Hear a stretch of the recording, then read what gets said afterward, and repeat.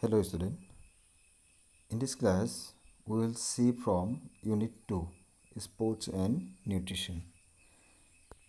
Right? Today we will discuss about balanced diet, okay, and nutrition two types, macro and micronutrition, right? First we will see meaning of a balanced diet. A balanced diet refers to the intake of edibles which can provide all the essential food constituents necessary for growth and maintenance of the body in definite amount in which they are required by the body. A balanced diet means eating a right amount of foods from all food groups. Balance diet means क्या है? जब food group से हम एक proper amount food contain हम intake करेंगे, body को देंगे, तो वो हो गया बैलेंस डाइट. जैसे कि minerals, water, protein, carbohydrate, fats, ये सब हो गया फूड ग्रुप्स. उसमें से हम लोग जब एक प्रॉपर अमाउंट इंटेक करेंगे, खाएंगे, पिएंगे, तो वो हो गया बैलेंस डाइट. ठीक है.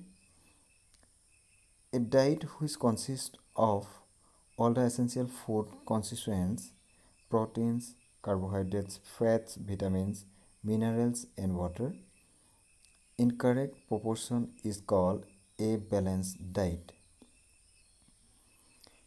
Balanced diet is that diet which consists of various constituents of food in accurate and appropriate quantity and quality according to the requirement of an individual. जब एक इंडिविजुअल को मतलब एक इंडिविजुअल के लिए जितना फूड चाहिए, जितना न्यूट्रिशन चाहिए, तो उसके हिसाब से जब फूड ग्रुप से वो कंपोनेंट लेके इंटेक करेंगे, वो अप्रोप्रिएट अमाउंट लेके जब इंटेक करेंगे, वो हो गया बैलेंस डाइट. ठीक है. तो meaning of nutrition. Nutrition is defined as the science of food and its relationship with the health. In other words, it can be said that nutrition is the science of foods which comprises the dynamic process in which the consumed food is digested, nutrients are absorbed and distributed to the tissues for utilization, and waste are disposed of the body. Macronutrients. Nutrition का दो part होता है, दो types होता है, मैक्रोन्यूट्रिशन and micronutrition. ठीक है. Today we will see macronutrition. Macronutrients constitute the majority of individuals' diet. Hence, it can be said that they are taken in large amounts.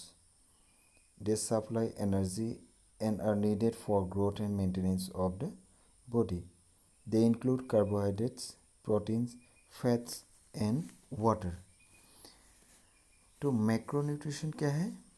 जब एक इंडिविजुअल एक लार्ज अमाउंट ऑफ न्यूट्रिएंट्स और food intake करेंगे, मतलब diet में include करेंगे, वो हो गया macro nutrition.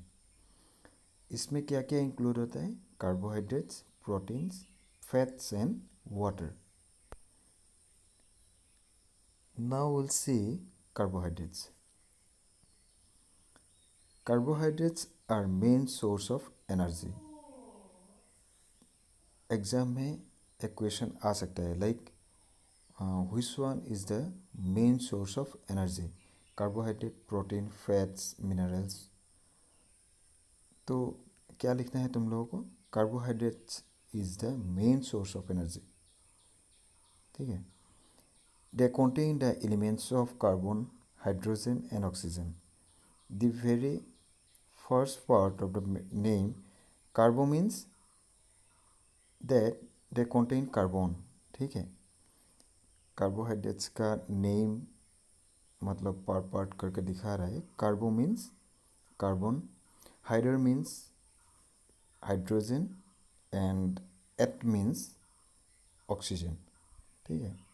There are two types of carbohydrates, simple carbohydrates and complex carbohydrates.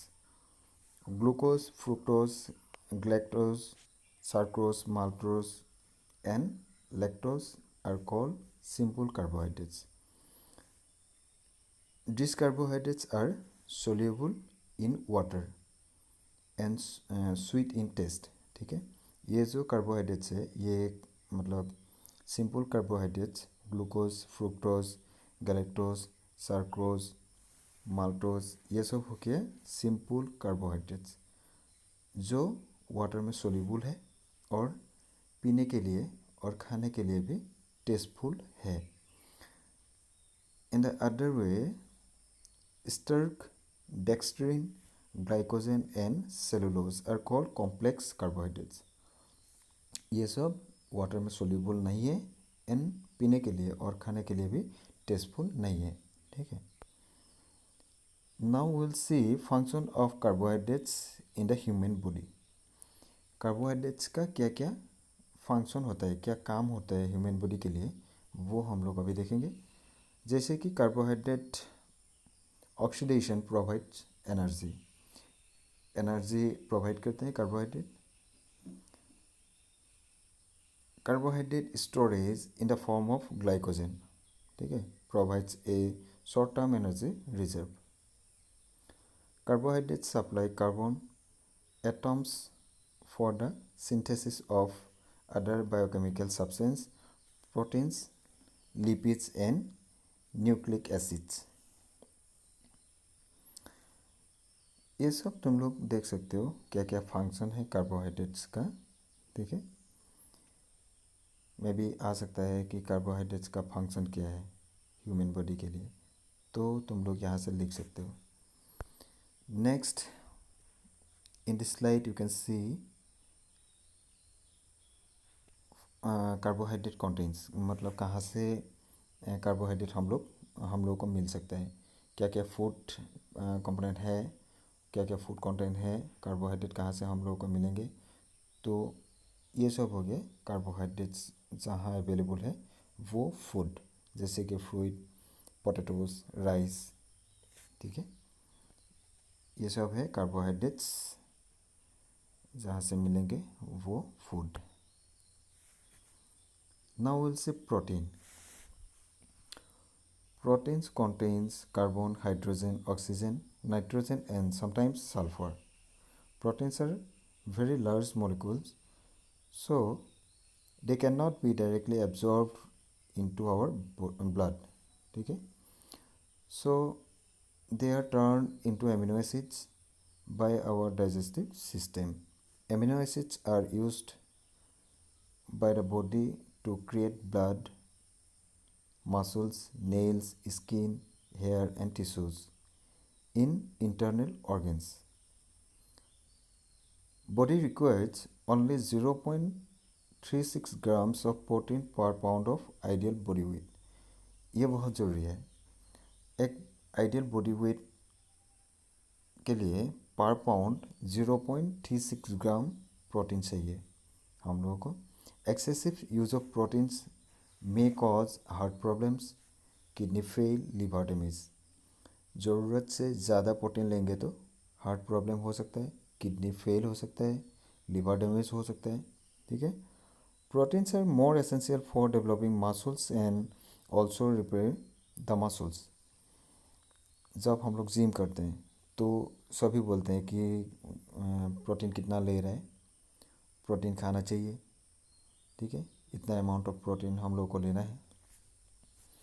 तो प्रोटीन मसल डेवलप करते हैं, साइज़ डेवलप करते हैं, मसल रिपेयर करते हैं, ठीक है। जब हम लोग जिम करते हैं जब तो हम लोगों का मसल का जो फाइबर है, मसल फाइबर, तो वो टूट जाता है, ठीक है। प्रोटीन लेने से वो रिपेयर होके मसल डेवलप करते हैं, साइज़ डेवलप करते हैं।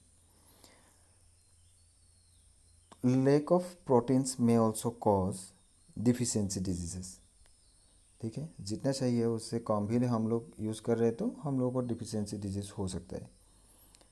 So proper taking of proteins is very essential. ठीक है.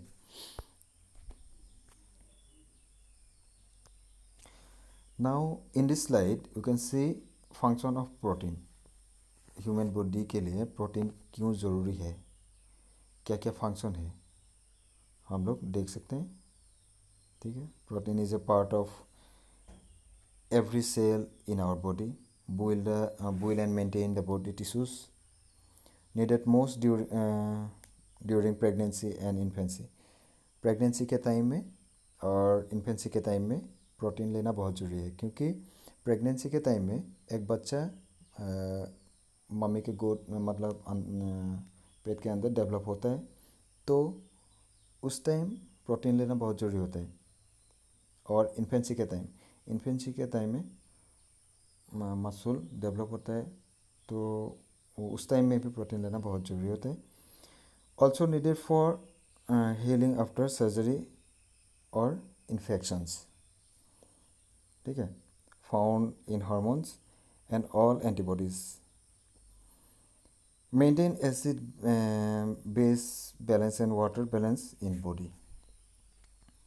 ये सब फंक्शन ऑफ प्रोटीन तुम लोग यहाँ से लिख सकते हो. Now you can C protein source. ठीक है. कहाँ कहाँ से हम लोगों को प्रोटीन मिलते हैं, जैसे कि एग, मीट, फिश, सोयाबीन. ठीक है. ये सब हो गया protein source. Now will C fats. Fat contains carbon, oxygen and hydrogen in the percentage of 76, 12 and 12 respectively.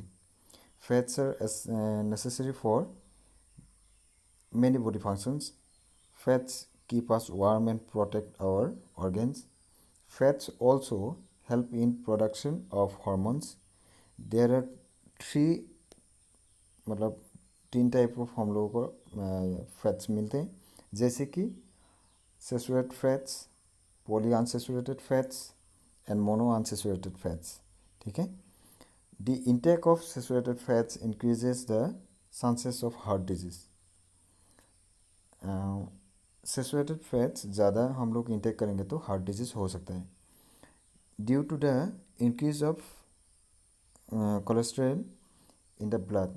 Such fats are found in fast foods, pastries, biscuits. ठीक है. Fast food, pastries, biscuits, ये इन सब में saturated fats होते हैं, तो ये सब ज़्यादा लेने से हम लोगों का हार्ट प्रॉब्लम हो सकता है. Fats are essential in diet but the quantity of intake should be limited. Fats body के लिए ज़रूरी है, लेकिन limited amount of food fats लेना ही ज़रूरी होता है. ज़्यादा लेंगे तो प्रॉब्लम होगा. ये सब है the functions of fats in the body. Storing energy. ठीक है. Regulating the signalling, providing essential fatty acids, contributing to the smell, taste and satiety of foods. ये सब हो गया function of fats.